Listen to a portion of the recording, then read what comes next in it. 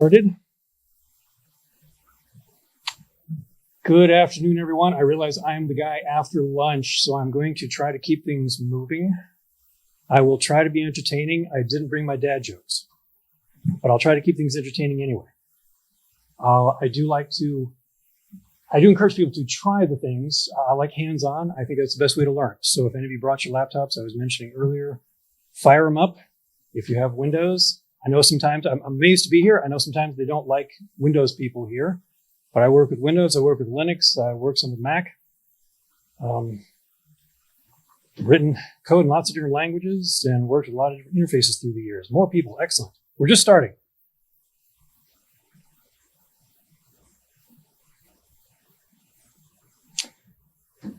I guess I thought I'd make an introduction. So my name is Eric Shultz, and I've been working in the industry for a number of years now. I've done some software development and some systems engineering, system administration, and the last 10, 15 years working in the cybersecurity field in a number of different roles, such as red teams and penetration testing, blue teaming, even a touch of reverse engineering, but not as much as I would have liked. Anyway, let's get started here. What I'd like to do today is give you a really brief history of PowerShell. I don't think that's all that important. I'd highlight a few specific things along the way, and then get started by giving you a quick view of the integrated scripting environment and the command line shell. Those are the two main ways of working with PowerShell. We'll talk briefly again about differences, and then I'll just make mention, in some cases, depending on where you are, what you're doing, you may need administrator level access, for example. Then we'll get into what you probably want to know about things like aliases and commands and functions and modules and scripts. But this was supposed to be an entry level, beginning level, so I won't get too deep into these areas. Can everybody hear me over there? You guys can hear me okay? Sorry, that's not much I can do about the screen. I don't know if you guys want to move in a little closer. Up to you. You folks are in good shape, I think. All right, so the real brief history. It started way back in 2006 for anybody who didn't know that. I think it was November, something like that. Version 1, very basic. It's grown, it's evolved. I don't really think the versions are all that important, except I will note version 6 is when they introduced their PowerShell core idea. Cross-platform, open source. I think the idea is they offer updates, releases like every 6 months. And we are now currently at PowerShell version 7. 7.2, I think, is the latest release. And there is a 7.3 pre-release. All right, for those in the back, I could launch it, but the ISE, if you're new to software development, you might like the ISE, Integrated Scripting Environment. And I spelled that out and it's gone now. Okay. The integrated scripting environment gives you a window, the nice blue window. That's where you're dealing with your code. And then the window to the side gives you help right then and there. You're looking at a list of functions and commandlets that are available to you. It is a nice way to begin programming, begin PowerShell programming. I'm old school. I personally prefer the other way, the command shell. It is any old DOS command shell, or it's similar to any of your Linux or Unix type of shell. Pretty straightforward. Everything is text-based. You can have fun with the colors, as I like to do there. Those are my color settings. And let's see the nice things about the command shell. It offers help, and help can be very beneficial. It can be very helpful, but it depends on the author. You do not have to write any help for the scripts that you write. I can write a script, I can share it with the world, and it doesn't have to provide any help at all. There are a lot of good examples of help in a lot of the scripts being written, and that's how I base my work. But you don't have to, and you may run into scripts that don't offer any help.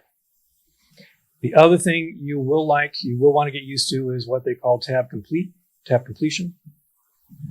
If you can't quite remember the command, start typing it, start pressing the tab, and it'll cycle you through it. If there's only one possible, better bring that one up.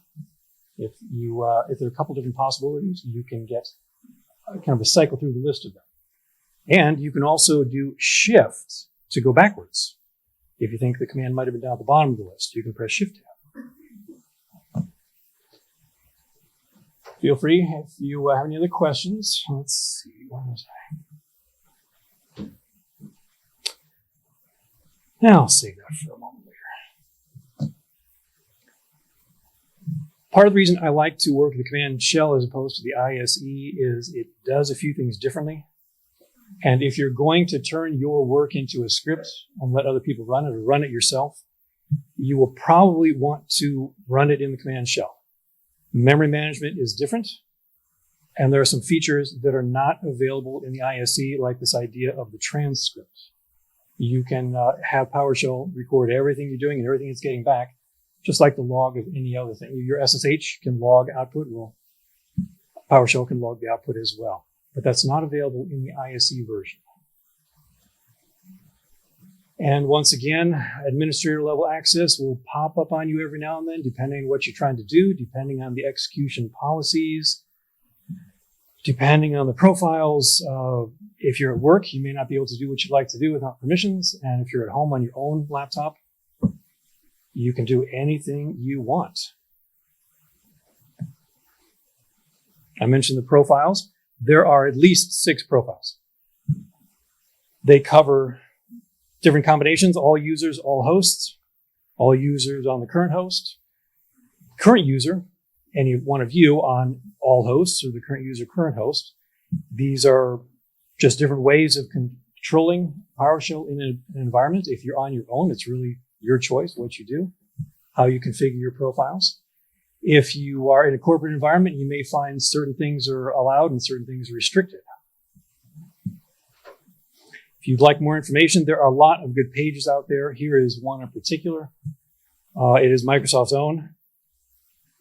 It'll give you more details on the different profiles, where you can find them, what they might do for you, how they all interact.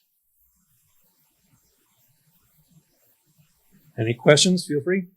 There will be some show and tell in a few moments here. Now we get into the most beneficial. PowerShell supports this idea of an alias. I imagine you all have heard that term before. It's just one name for something else, a different name for something else. So, for example, those of you who are familiar with the Linux or Unix world, you've probably heard the command cat. I was always told that stood for catalog, but anyway. And the old DOS command, type. In PowerShell, that would be the equivalent of get content. CD, or change directory, CHDIR, is set location. If you want to delete or erase, that's the equivalent of removing an item. And all these things, there are many more, all these things can be listed anytime from the command line or from the ISE, and we'll do that in a moment. A larger list are the get command function. It'll show you all the functions, all the commandlets. There is a bit of a difference there. And it will also, again, list the aliases, just like a moment ago. When you get your list,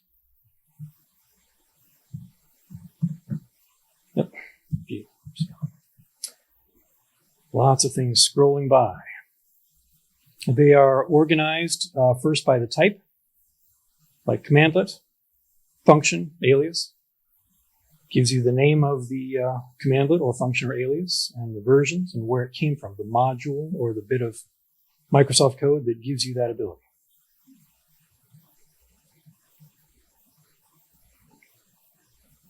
So an example I have here on the screen was simply the clear host. You all have heard CLS or clear command, these different commands on different platforms.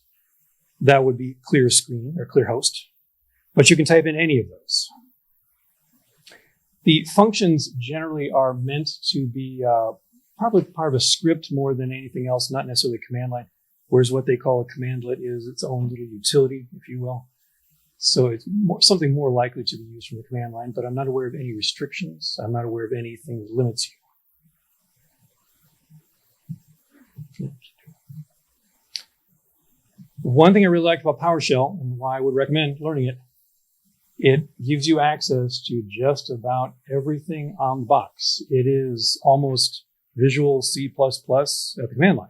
As opposed to having to script entire programs, you can do a lot of things right at the command line. You can look at the settings of the environment. Use the dir command or ls command or get child item command. Where's that?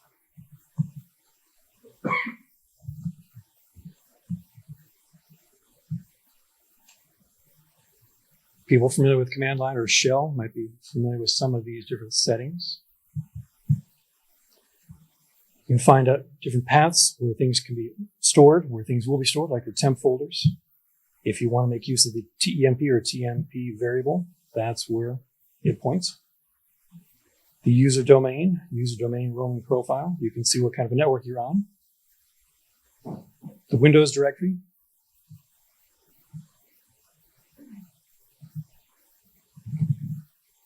And the hive, the registry, the various hives are accessible right there on the command line. Again,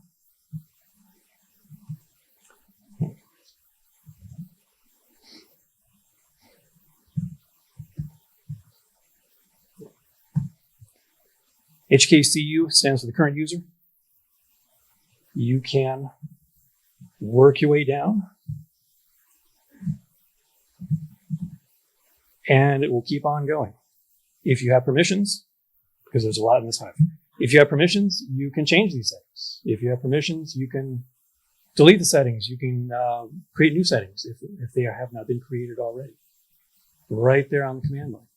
It just depends on your permissions, your authorization level.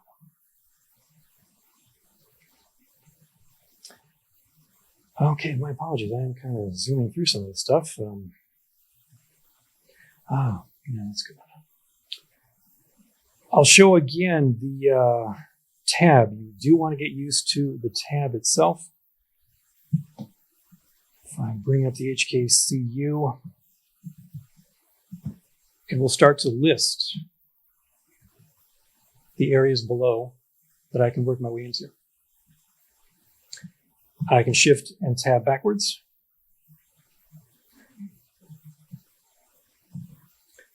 I believe, no, it doesn't work here. Okay. If you're not sure where you're going, if you're not sure exactly how to spell it, try the tab command.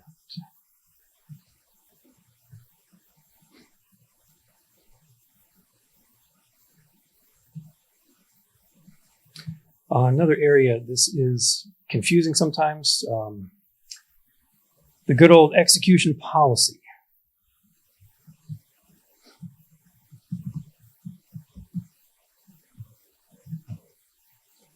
There are various different levels I'll get to in just a moment. Right now it says, for example, I am restricted. This is the default policy for the Windows clients. I'm allowed individual commands, but I'm not allowed to run scripts at this time, which is rather surprising to me considering it's my own laptop. But I have not gotten in here to mess with these various settings.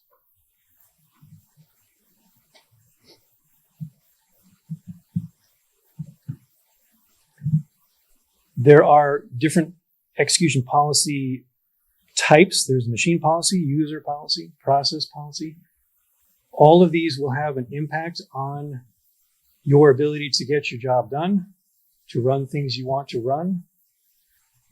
If, as you see here, 4 of them are undefined, it will default down then to whichever one isn't, and it will work off of that policy, which is why I'm restricted.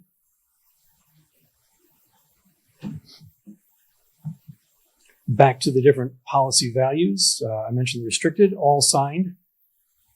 You can run scripts, but every script must be signed, even scripts you write yourself. They must be digitally signed with an accepted certificate. Remote signed, a little bit different. It's the default policy for Windows servers. Only the scripts from remote systems would have to be signed. Scripts that you brought down to the box would have to be signed. Others do not need to be. A few more possibilities. Unrestricted. Default for most non-Windows computers. If you're running PowerShell on Linux, which you can do nowadays, you're going to get an unrestricted, which lets you do pretty much everything. If you have the ability, you can set the execution policy temporarily to something like bypass. It will let you do what you want to do. Nothing will be blocked, but you won't get any warnings either. If you run a script and it hoses up your system, start rebuilding. And undefined means exactly that. No policy has been defined. If things are undefined, then it will ignore those and look at the other policies in an order until it finds one that is applicable.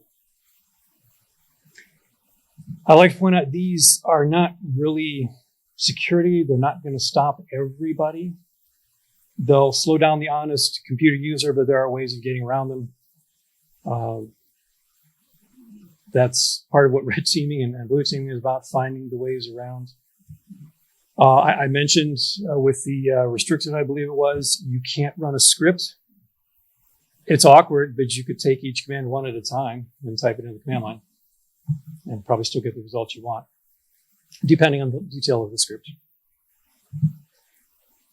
There are also, was it like not PowerShell? I'm trying to think of the things people had put together. Basically, another executable which gave you all the ability of PowerShell, but it wasn't recognized as PowerShell. And so if you could bring that onto the box during your penetration test or your hack, you could still run your scripts because Windows didn't understand that it was PowerShell. So as I said here, these are really much more idiot-proofing than anything else. They'll slow down the honest folks, but there is usually a way to get around it if you really want to.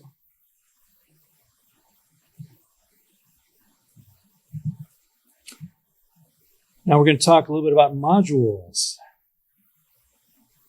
How do you find out what's on your system? Get module or GMO. We'll list out the modules that came right here. This is pretty much out of the box. I haven't modified this one. Starts to give you a list of the exported commands, which means the functions and the commandlets. Yeah, it's going to scroll off the screen, isn't it? Verbose will give you more detail, but I think in this case it's scrolling off to the right side of the screen, so you still can't see it. If you have a module somebody else has written and you want to import it, there you go. If you want to remove a module from memory, pretty obvious. And one nice thing about the get command, you can ask it, well, what module gave me that?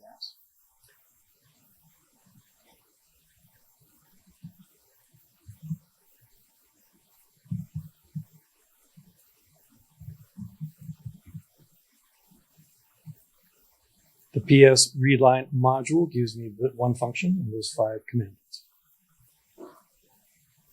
If you are bringing down some module somebody else has written, you might want to take a look before running it to see what it offers you, become more familiar with it.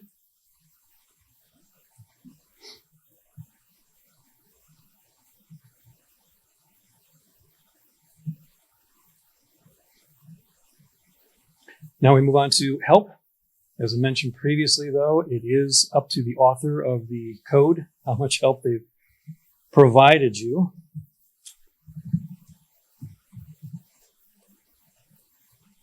A lot of the professionally written ones will give you some syntax.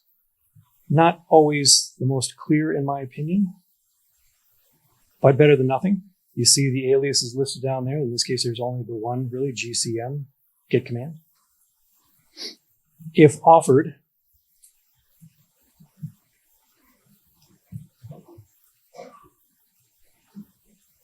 no examples are given. You can ask it to give you examples. You can ask it to give you the full list.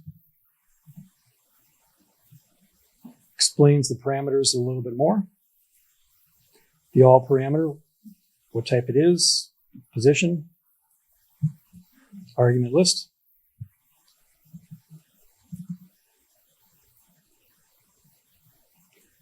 I'm throwing a lot at you. I realize that. If you have any questions or you want to see anything again, let me know. Question? I don't know if you know this, but that show window on GitHub for Windows PowerShell will open up the content of GitHub in separate windows. Okay. I don't know if I remember that one.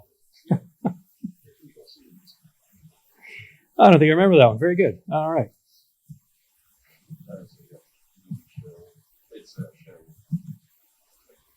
Okay. And here's another good example. Tab complete. You want to know what parameters are available to you? Start pressing the tab.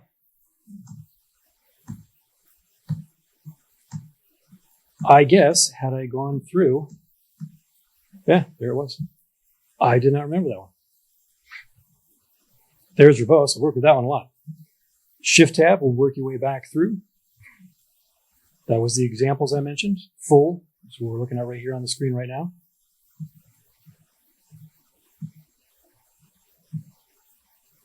Oh, man. Yeah, okay, that's right. I was trying to remember. You can get it to explain what happens when an error happens. I'm trying to remember. That's one I have not worked with very much.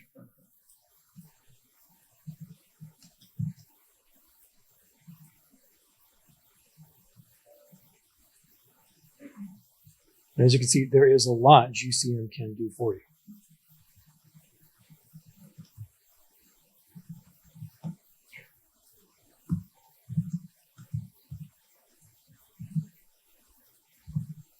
No help on this one? Okay.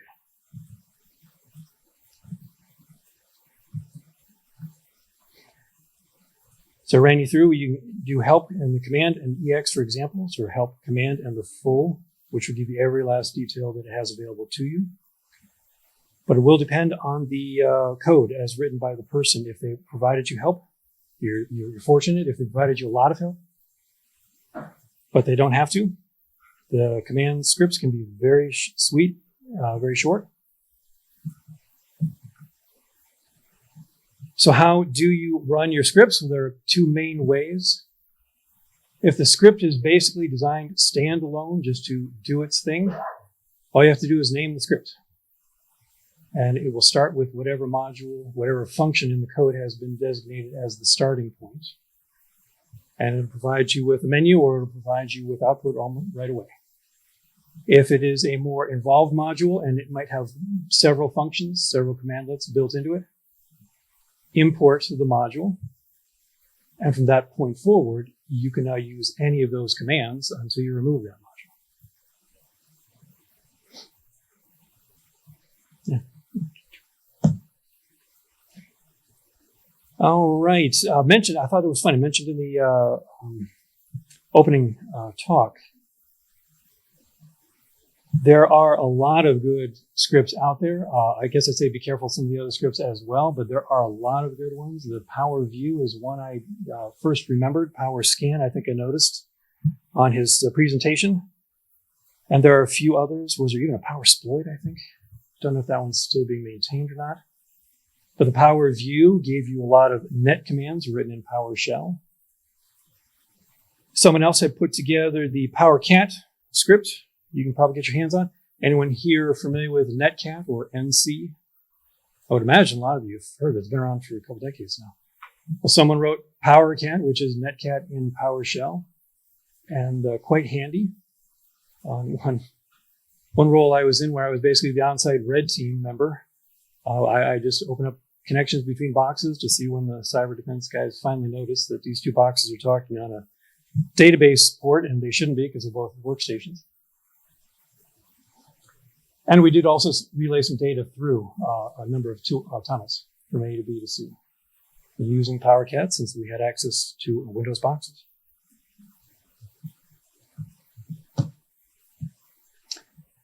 And where I'm at now, I often have written tools where I've needed them. Previous roles I've been in, I wrote a script that is called Wander. You start it at a share on a network drive, for example, and it'll work its way into every folder. It'll just keep trying until it can't go any further. It was designed so that it would look for files, perhaps by the name or by the extension, and it has some basic searching ability in it, so that I could look for certain keywords. And I did find documents, and I did find spreadsheets that had accounts and passwords, and they did not always work, but a lot of them did. And let's see, this was a simple web server here on the screen that I was showing you. It's not much more than what you're looking at right there, but it simply listens on a port. I think I picked 8080 in this case, because it's basically running on my workstation at work. And I use this for some of my, what I like to call my cheat sheets. as I'm working in Linux or PowerShell or whatever, you got commands you use again and again and again, but you may not remember all the parameters. You may not remember how you like to use it. So I put together a cheat sheet and I put together the simple web server. They're static, but it's good enough for me. It's all I need. I don't need to have a complete web server. I did some password spraying on one job. That was a lot of fun. If you're not familiar with that term, you take one password and throw it against maybe 100 different accounts to see if any of them match. Then you maybe wait a couple hours. I had a lot of fun. That was quite the adventure. I can tell you a lot about passwords that organizations use and the tendency of people to use the same password across different networks. Or let's see, if you know the idea of the keyboard walk. Anybody familiar with that? It's not so much a word or phrase. You just go up and down the rows, or maybe go across the rows. Keyboard walk. You just kind of follow a pattern. Well, just imagine basically one down, as I call it. Although you actually, you start with the number above, and then maybe 2 up and 3 down and 4 up. Yeah, I found those. And I found the inverse of that, people being clever. They start at the bottom and work their way up.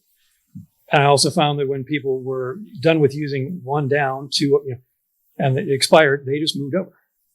So I'm doing 2 down, 3 up, and 4 down. So we had a lot of fun, and our CISO was getting tired of reading how we easily cracked passwords.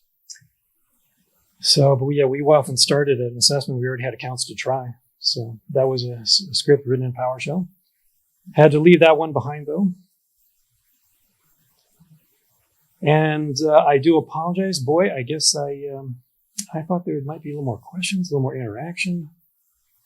I guess I've kind of gone fast, but we're basically down to the Q&A. I'm sorry about that, people, but you can take a walk before your next talk, whichever talk you want to go to. I'm back, but I guess not till 2 o'clock. This was supposed to be, again, a little more hands-on. I was going to take you through. There are some sites you can go to online which lets you try your PowerShell skills. That was the idea of the 2 o'clock. If anyone's heard of Under the Wire, that was what we were going to be looking at. Okay, I see one head nodding. Well, you can stay and watch if you want, or, but the idea was these will get you to try your PowerShell, to do some research, and to see if you can get your way through the levels.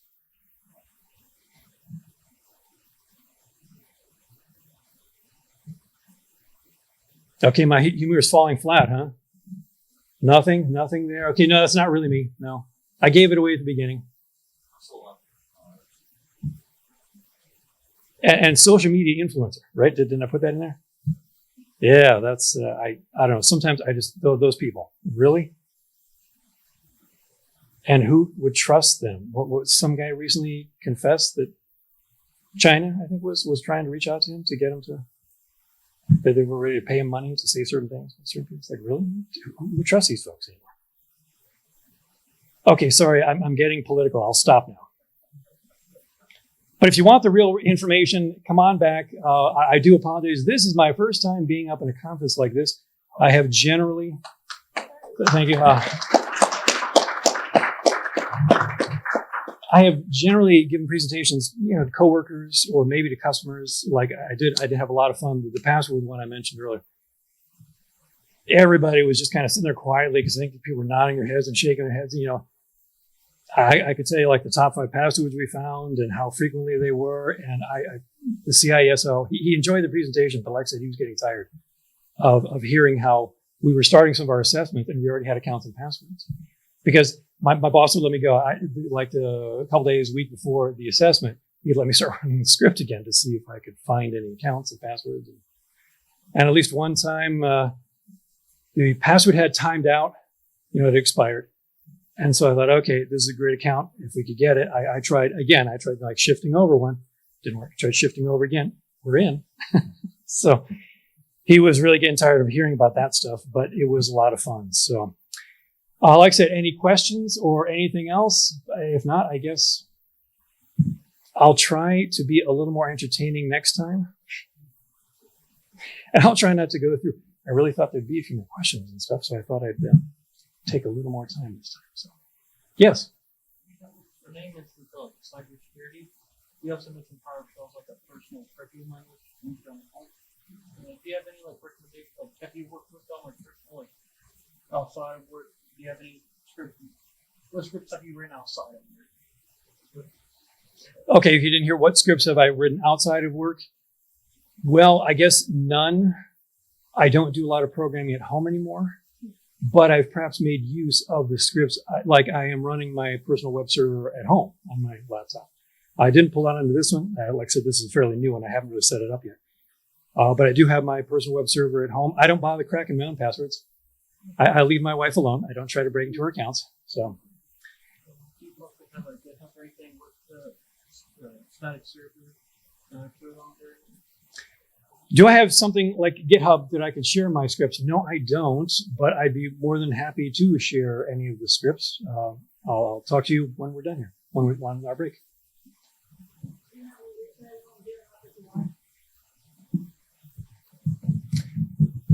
What did they call them? I tend to work in environments where I can't necessarily bring things in, which is why I tend to write them more myself.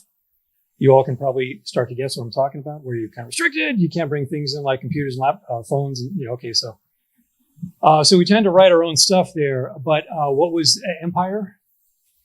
Well, that was the name of, I think, one of their... I'm a little out of date because I haven't been doing that role for a couple of years now, but Empire was I think the name of a PowerShell. You started? Oh. Still think, I was trying to think of, a whole package. Empire is where PowerView, I think, was a part of Empire and like PowerScan or something like that. Yeah, I thought there was a PowerSplit. I thought there was, and like 5 or 6 years ago, I was using those more often. And I'll be honest, I would probably say that's a good place to start. I found his code good. I found their code. Sorry, that was a little slip. I actually, like 10 years ago, I worked with one of the guys who ended up in that effort. He was one of the names you recognized.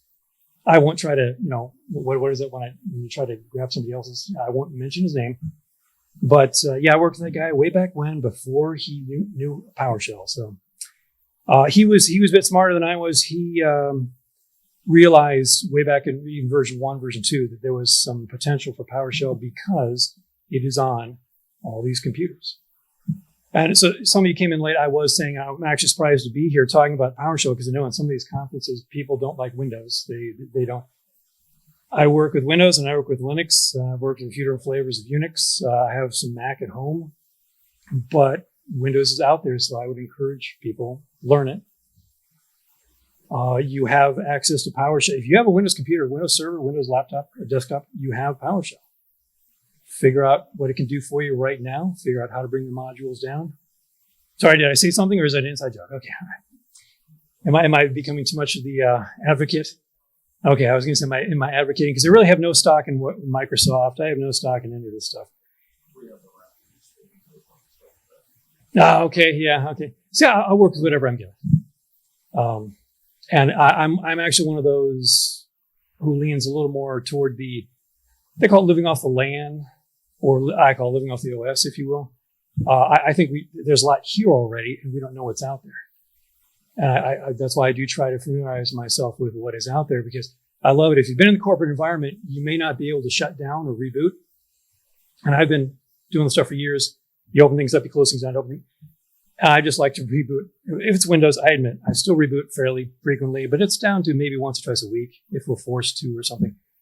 But I found out a while ago where you can't select shutdown or reboot from the menu, but there's this nice little exe.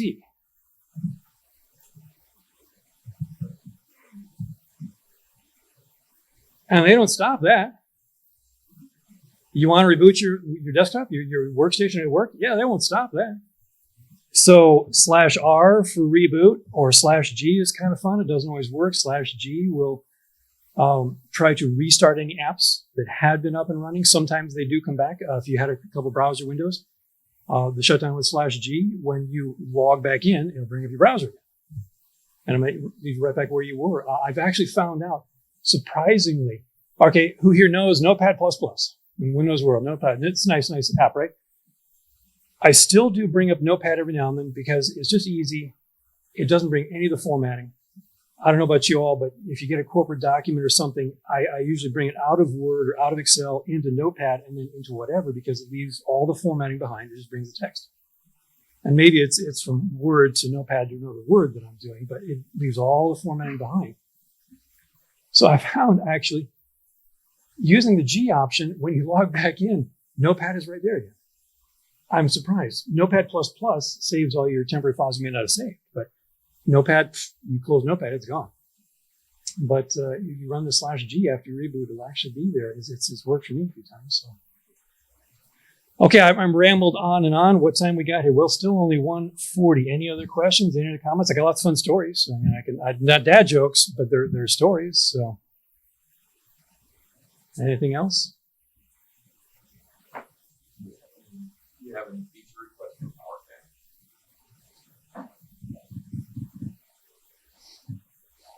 Has there been anything that you felt missing?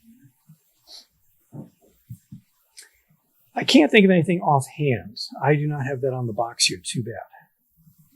I can't think of anything offhand. I don't know. I suppose maybe you might say the ability to handle multiple sessions, something like that. What? Do you work with PowerCat? Yeah, you one of the developers? Oh, well, I got to talk to you offline then. Oh, okay. Oh, well, okay. I didn't know. I honestly didn't know. I'm not trying to plug his stuff there, but PowerCat was a fun one. I found a few years ago, and it was quite handy. So.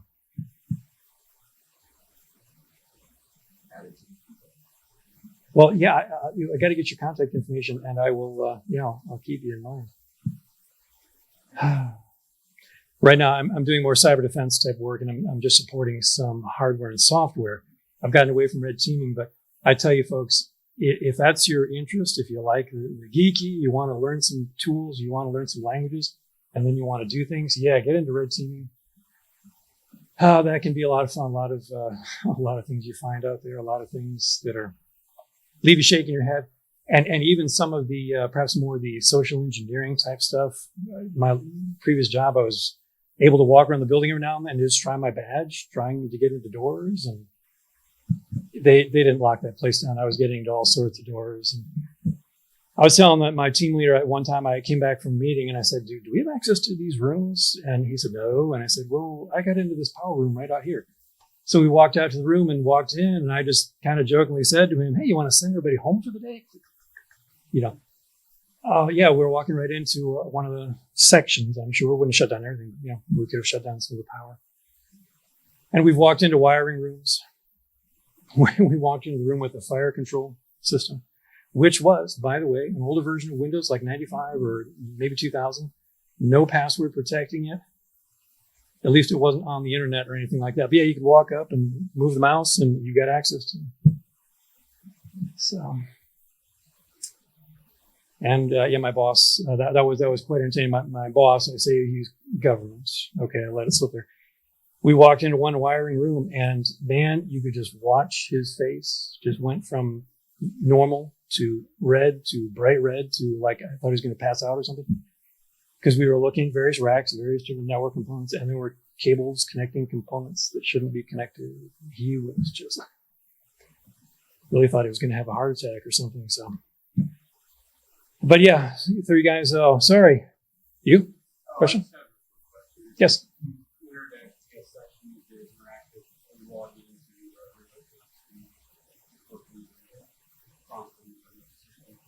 Have I? Yes. Not a lot, but yes, I have done that. It's been a little while since I've worked that as well. Yeah. That's another way to get to boxes. Yep. You talk about a feature that will let you basically get to the remote box and run PowerShell there. So. All right. Any last questions? Let's take a break. Thank you.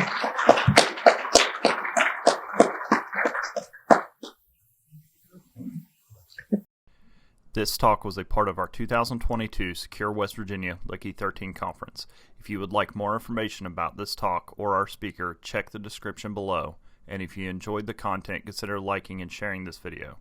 For more information on Secure West Virginia, or you want to stay updated with the latest upcoming events, follow us on Twitter at SecureWVCon or visit our website securewv.org.